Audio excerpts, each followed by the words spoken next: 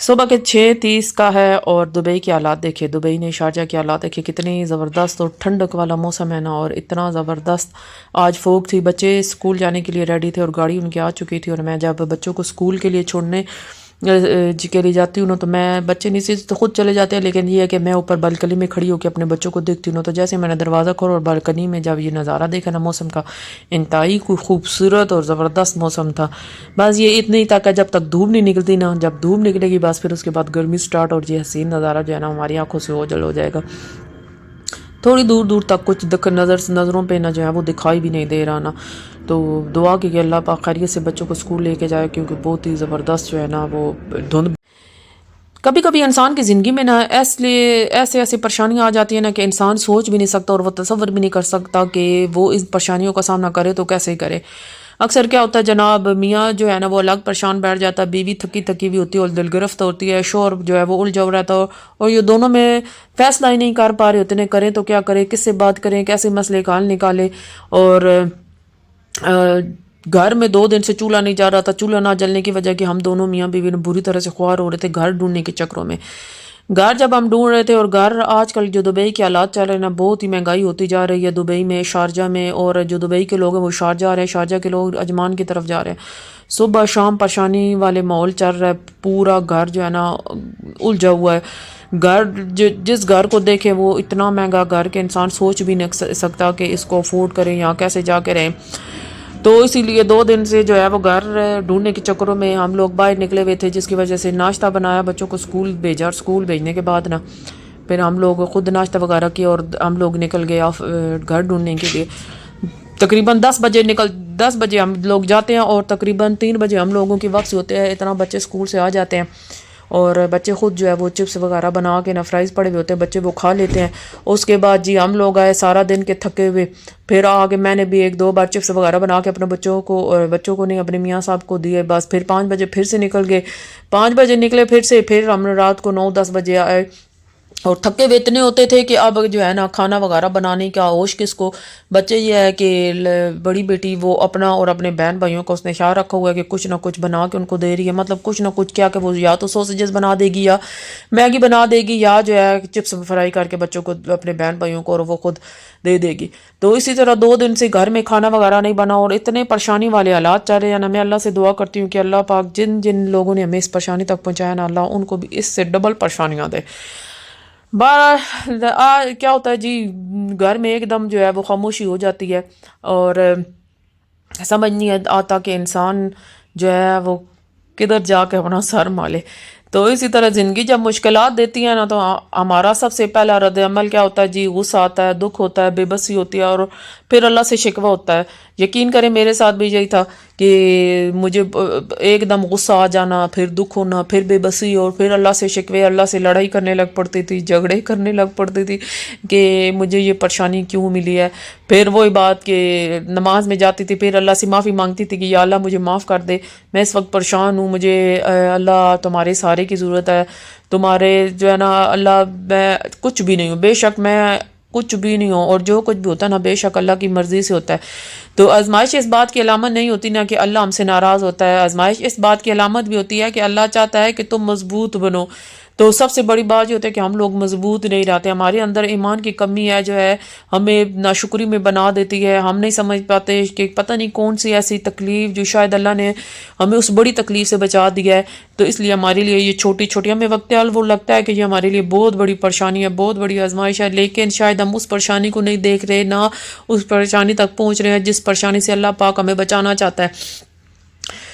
تو اسی طرح جو ہے نا اتنا بھی جو ہے نا وہ دل زخمی ہے، اور اگر ایسے حالات چلیں نا تو میاں بیوی کو دونوں کو آپس میں مل کے باہم رضامندی سے فیصلہ کرنا چاہیے آپس میں۔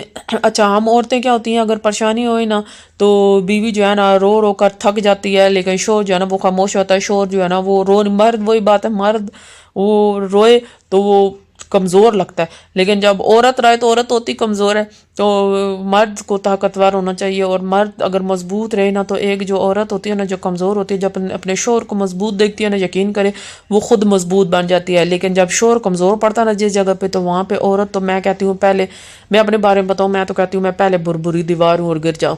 ایسے اگر میں کبھی اس چیز کو دیکھوں نا, تو اسی وجہ سے پریشانی جو ہے نا وہ گھر میں چھوٹی ہو یا بڑی, جس طرح بھی ہو نا, تو وہ ہمیشہ بڑی لگتی ہے. ایک جملہ برا لگتا ہے, ایک نظر تکلیف دیتی ہے, خاموشی جو ہے نا وہ توڑ دیتی ہے نا, اور معمولی غلط فہمی جو ہے وہ پہاڑ بن کر نا پڑ جاتی ہے.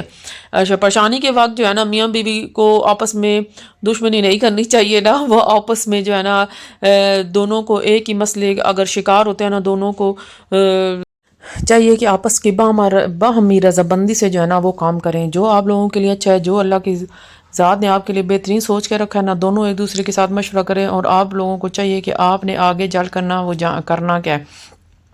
بعض اوقات جو ہے نا حل بڑی باتوں پہ نہیں ہوتا, حل چھوٹی چھوٹی باتوں میں بھی نا وہ نکل آتا. مثلاً فکر نہ کرو میں ہوں نا, اور یقین کرے یہ جو شوہر بولتا ہے نا میں ہوں نا, تو وہ بہت بڑا لفظ لگتا ہے. عورت بہت ہی اپنے آپ کو طاقتور سمجھتی ہے, اور سب پھر جب وہ بولے کہ سب ٹھیک ہو جائے گا, چلو ایک ساتھ بیٹھتے ہم مل کر سنبھال لیں گے, یہ جملے ٹوٹے ہوئے دل میں نا نئی جان جو ہے ڈال دیتے ہیں. اور واقعی جو عورتیں ہوتی ہیں نا, شوہر کے ایسے جملے ہوتے ہیں نا کہ اس کے جسم میں ایک نئی جان ڈال دیتے ہیں. تو جب اس وقت بھی بیوی تھوڑی بہت ہمت کرے نا, اور شوہر تھوڑا سہارا دے, تو گھر پھر جو ہے نا وہ چل پڑتا ہے. ایک کپ چائے ساتھ بیٹھ کر کبھی پی لینا, ایک چھوٹی سی دعا, ایک نرم جملہ, یہ سب گھر میں نا جتنی پریشانیاں ہیں نا وہ سکون میں بدل جائیں گی, محبت میں بدل جائیں گی. نرمی اور نئی امید جو ہے نا انسان کے اندر پیدا کر دیتی ہے نا. تو بس یہی ہے نا, آج کتنے دن کے بعد, 3 دن کے بعد مل کے نا ہم بیٹھ کے میاں بیوی ناشتہ کر رہے تھے.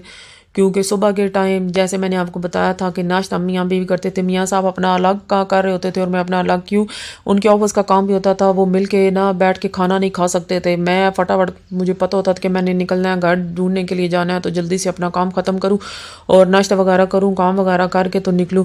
اچھا 2 دن یہ تھا کہ میں تو اپنے گھر کی صفائی بھی نہیں کر رہی تھی. بچے آتے تھے اسکول سے, بچوں کو یہی بولا تھا بیٹیوں کو کہ میں اب جب گھر آؤں تو کم از کم کوشش کرنا کہ گھر وغیرہ صاف نکلا ملے اور صفائی ستھرائی ہوئی. الحمدللہ پھر وہ صفائی وغیرہ کر کے تو وہ سو جاتی تھی لائبہ.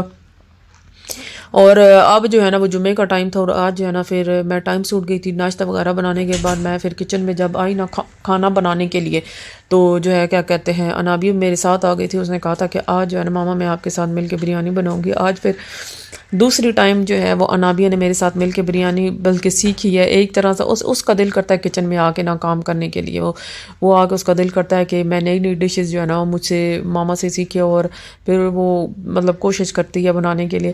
اچھا وہی بات, میرا دل کرتا ہے کہ جب میں کچن میں کھڑی ہو کے کام کروں نا, کیونکہ میں جو اگر کام کرتی ہوں نا, ایک کام خود کروں گی نا تقریباً آدھے گھنٹے میں نپٹا لوں گی. اور اب بچیاں جو ہے وہ سیکھنے سکھانے کے مراحل میں, ان کو جب سنبھالنا یا سمجھانا پڑتا ہے نا, تقریباً 1 گھنٹہ لگ جاتا ہے. تو پھر میں ان کو بولتی ہوں کہ نہیں یہ کام مجھے جلدی کرنا اور مجھے کرنے دو, تم آرام سے کسی ٹائم میں تمہیں سکھا دوں گی. لیکن یہ ہے کہ آج پھر انابیہ کا دل تھا, تو میں نے اس کو جو ہے نا وہ کھانا وغیرہ بریانی وغیرہ بنانا اس کو سکھائی تھی. آج دوسری ٹائم انابیہ نے. اچھا ایک وقت تھا نا کہ جب میری شادی ہوئی تھی نا, تو میں گوشت تک دھوتی نہیں تھی, اس کو ہاتھ نہیں لگاتی تھی. چکن کو میں گوشت وغیرہ کھاتی نہیں ہوں کسی قسم کا, صرف ایک واحد چکن تھا جو میں کھاتی تھی, اور اس کو ہاتھ تک نہیں لگاتی تھی. جب شادی ہو جاتی ہیں تو اپنے بچوں کے لیے, اپنے شوہر کے لیے یہ سارے کام کرنے پڑتے ہیں. اب وہ دیکھیں نا کہ میں نے کتنی مہارت سے آج جو ہے نا وہ چکن کٹ کی ہے. آج نہیں تقریباً 10 سال سے یہ میں کام کر رہی ہوں. 8 سال تک تقریباً میں نے فروزن چکن میں چکن جو ہے وہ استعمال کی تھی. پھر میں نے کیا کیا تھا, فریش چکن مجھے جب پتہ چلا تھا نا کہ یہاں پہ فلانی جگہ فریش چکن کٹی ہوئی سستی مل جاتی ہے, تو پھر وہاں سے نا میں نے فریش چکن لانی شروع کر دی تھی.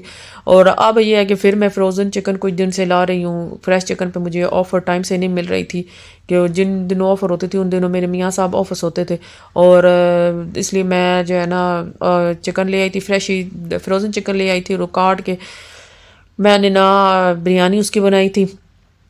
اور آلو جو ہے نا بریانی میں اگر نہ ڈالے جائے نا, تو وہی بات ہے کہ میں نے سنا تھا کہ جو لاہور والے ہیں نا وہ مذاق اڑاتے ہیں کہ بریانی میں آلو کون ڈالتا ہے.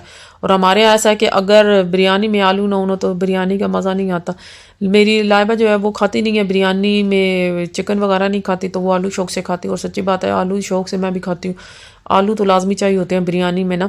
تو میں بریانی میں آلو لازمی جو ہے ڈالتی ہوں. اچھا میں کیا کرتی ہوں کہ چاولوں کو نا دھو کے ساتھ ہی نا ان کو میں بوائل کرنے رکھ دیتی ہوں. کبھی ارجنٹ ہونا کہ جلدی جلدی بنانا اب ٹائم نہیں ہے تو اس کو بھگو کے میں چاولوں کو نہیں رکھتی.